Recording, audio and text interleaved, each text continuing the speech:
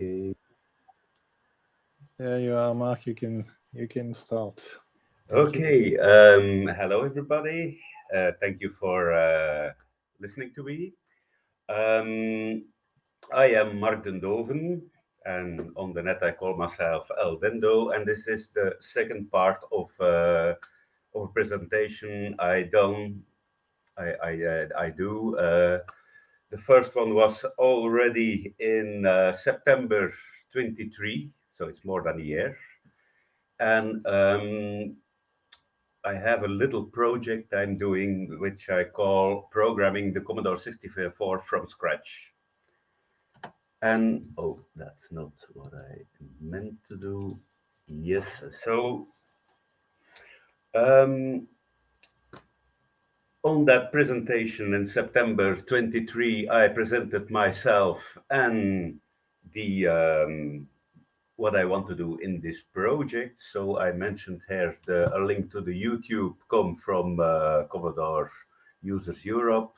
And also I have a link here to my GitHub page where I have a directory with the software and also with the slides from 23 and the slides um, about the project. This is not the same um, GitHub page from last year because that one last year was about the compiler I wrote. Now I have done everything in one directory to because it belongs together. Okay, what I want to do in this project is, in fact, building an environment for the Commodore 64 without any existing tools. So I want to go back to 1983, where I got my first Commodore 64. And at that time, I had no tools. I just got the basic. And if I wanted to write something in machine code, I had to hand translate it and somehow poke it in. So that's what I do now. I just want to write tools in BASIC, in handwritten machine codes, and in the tools I already made in BASIC and handwritten machine codes. No, that's the game I'm playing. What was the first step last year? Well, I built an PL0 compiler. What's PL0? That's in fact the demo compiler. It's a very little compiler that was used by Niklaus Wirth in his book Compiler Construction. So I built this compiler in BASIC, and I showed it in September 23. And one of the last slides that I showed was the future. Then what would I want to do? That's cleaning up the code and write an educational text about it. I didn't do it. Extend PL0 to write PL0 in itself. So add some structures to extend PL0 in BASIC. That I did. Then write PL0 in itself. There's no longer in BASIC, but in PL0 with the intention to bootstrap the system. I didn't do that yet. I also wanted to make it faster because the compiler is very slow in compile time, but also in execution time because the compiler doesn't compile to 6502 code, but it compiles to an intermediate code called P code, and the P code is interpreted in a virtual machine. The virtual machine is also written in BASIC, so this is very slow.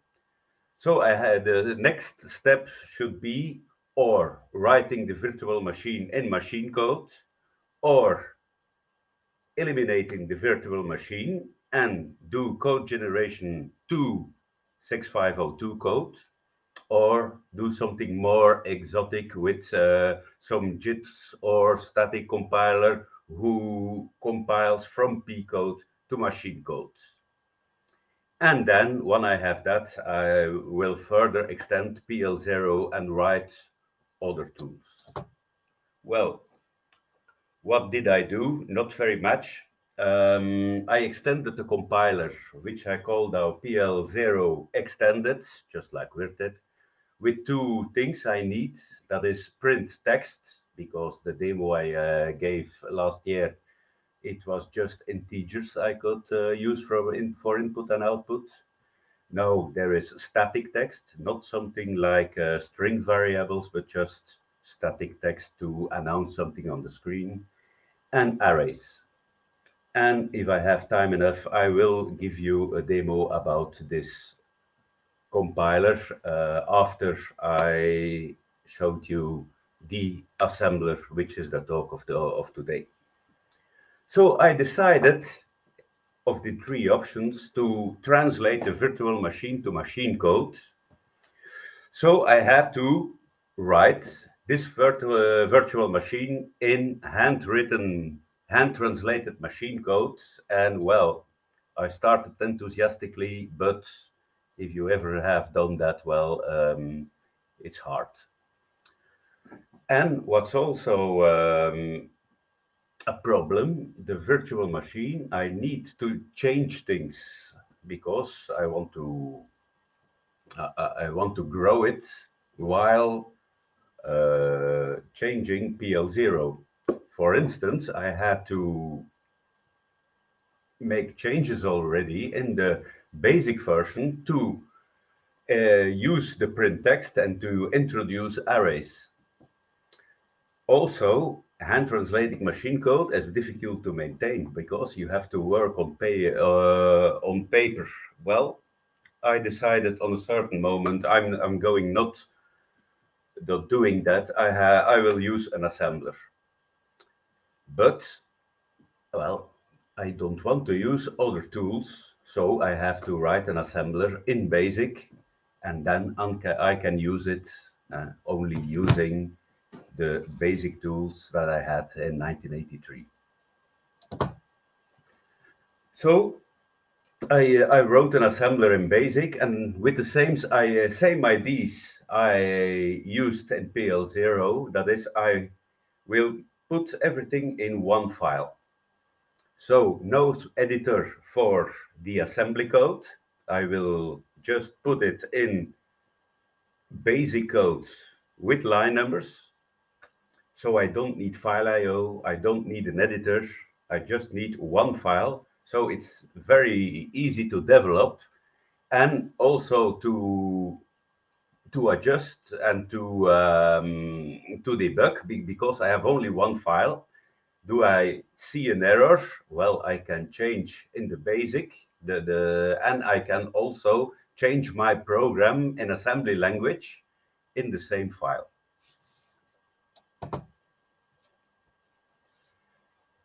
So test and debug the assembler. I can do. I'm sorry, I go too fast. What will be the future for now? Once I have translated this virtual machine in assembly language, will be testing and debugging the assembler while making that virtual machine for the compiler. So the testing will be the use of the program I want to make. And I will stop the presentation with the same two slides I used last year. That's everybody is asking me, why do you do this? It's slow. It exists. There are compilers. There are assemblers. Well, because it's fun. It's because something I always wanted to do. It's the combination of my hobby and my former job, and I learn while doing it. There's a difference between reading a book about compilers and assemblers and actually writing one. You learn a lot, and I hope also to teach once it's finished by writing some educational texts about it.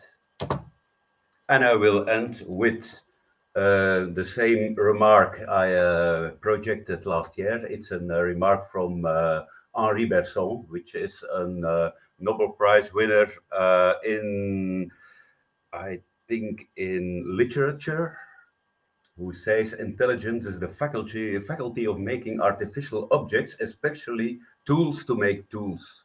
And that's in fact what I want to do. That is build some tools now to use to make other tools, and I do this on the Commodore 64, which is my hobby computer, one of my first computers I ever had. And yes, that's the game I played. That's what I want to do. So that's my presentation. I will now give a demonstration about the assembler, and if we have still time, await the latest version of the compiler.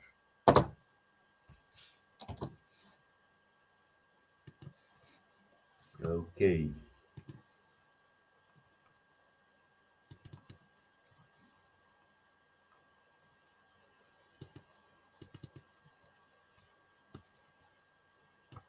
So, are you still hearing me and seeing me? Yes. Yes. And Yes. is this text? Is this? Can you read that? We see the ED assembler 64 to pass blah blah blah. Yes, it's readable. Yes, absolutely. Yes. Absolutely. Okay. So this is my program for the Commodore 64 for the assembler. Well, I'm not typing it in the Commodore 64. I think that's a little bit of masochistic. So I'm typing it in a real modern editor and then transfer it to the Commodore 64. And like I said, first line is a go-to for to the start of the assembler, and we have some space here to add an assembly language program, which is skipped by the basic, and then we have here our assembler. In fact, the assembler is maybe a little bit too long or too large, because I should have made a program who is smaller for demonstration purpose. I could have done every line in a string and then say the first 10 spaces are for a label, the next 5 spaces are for a mnemonic, and the rest is data. I could have done it that way, and it would be much more simpler. But since I had already written a parser for my PL0, well, it was not much work to adapt that parser to translate assembly language for the 6502. So for the demo here, I have a little program that will fill the screen of a Commodore 64 with stars. So it's a label assembler. It starts at the label start. What I do is the value, the ASCII value of a star, an asterisk, loading in the A register, 0 in the X register, decrement it, and then on address hexadecimal 400, 500, 600, 700 indexed by X at the star, and loop until X reaches 0 again. This is, I think, the most fast method to fill a Commodore 64 screen with stars. So it's a very small program, but yes, like I said, it's a basic assembler, so it's not very fast. Okay, I will now start Vice. I'm using Vice as an emulator, and I'm now injecting this basic code, and we're starting. So it's a two-pass assembler. So it will pass the first time, it will scan the code to calculate the values of the labels. So you see it's slow. And now we're going to pass two, and it's going really to generate code into the memory of the Commodore 64.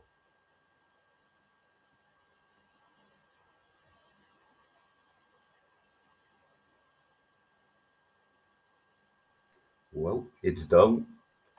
So now I can execute it. Um, the program the program is default set on address C000 hexadecimal, but I can change it because I can add an org command in the assembly language to make different parts of the code. And there you see the program worked. So I think I have a little bit time for showing the PL0 extended compiler. It's so, like I said, the same principle. I jump to the compiler, who is starting here, and here I have a program written in PL0, which is a very small version of Pascal. So what I'm doing is I define a constant, a variable which is an array, a procedure store, which just calculates the squares from E in that array, a procedure display who does the inverse and will put them on the screen. So the difference with the demonstration of last year is that there are arrays used and that I have the possibility to show static text on the screen. So the exclamation mark is the equivalent of print in Commodore 64 Basic. So print something on the screen. So I will start it.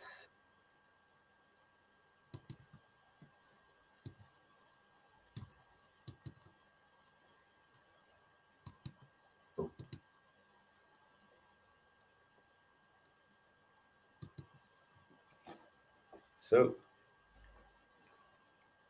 and this is a larger program. It will take a little bit more time, but on the other hand, well, it's only a one-pass compiler, so it only will be treated once, so it won't take that much time.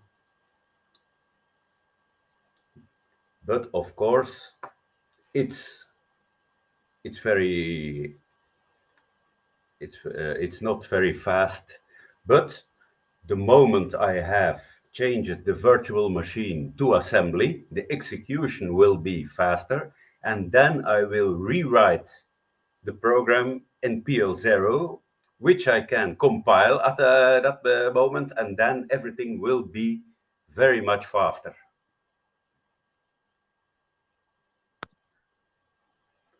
So it's done in, I have generated 194 instructions, P code instructions in approximately 1 minute. Now he is executing.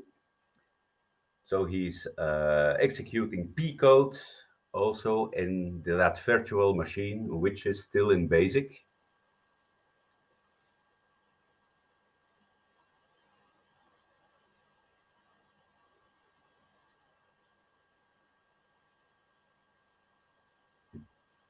Like you see, there is room for optimization. He's printing character by character.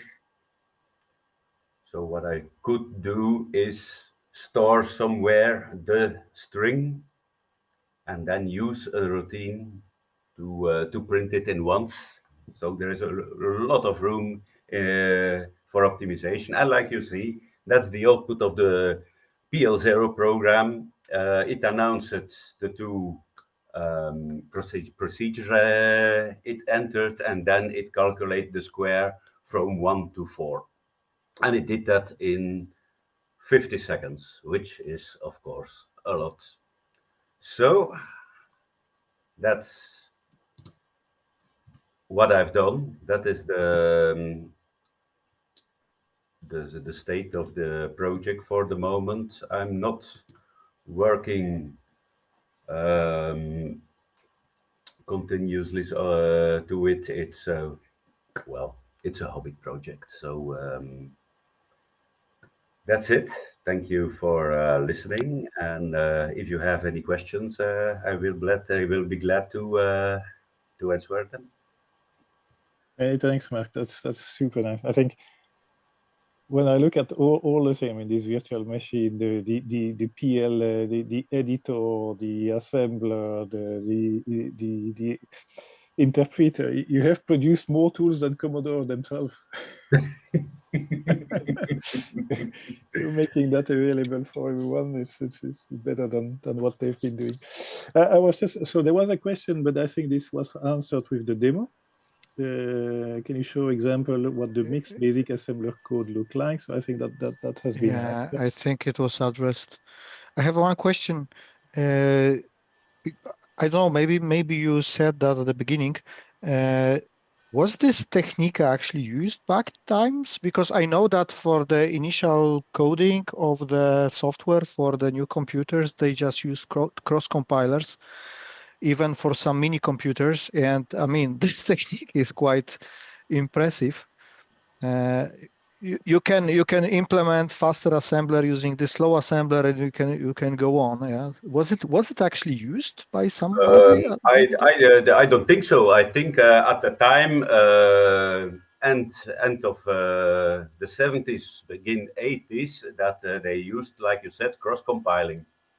But what I want to do here, in fact, I was 18 years old when I had that computer, and I wanted to create my own software, but I didn't have the time, and I didn't have the knowledge to do that at that time. Now I studied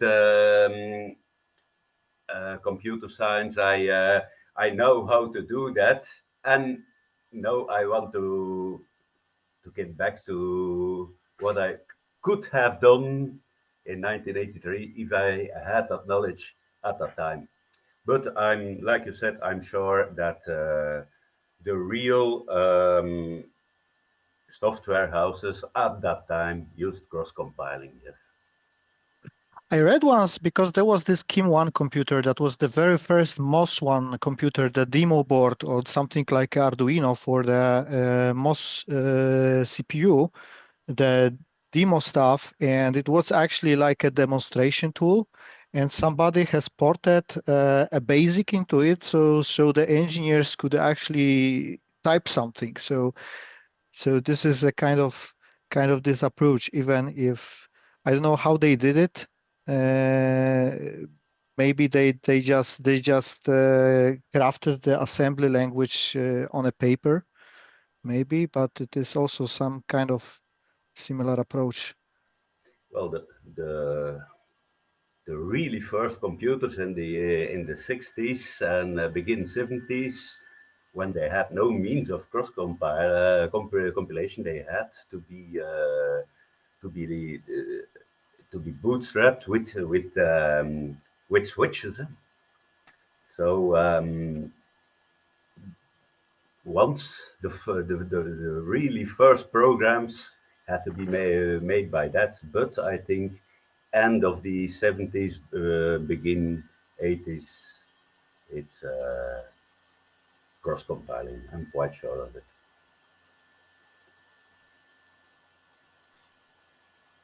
Marc has posted a few good reference to further read also about machine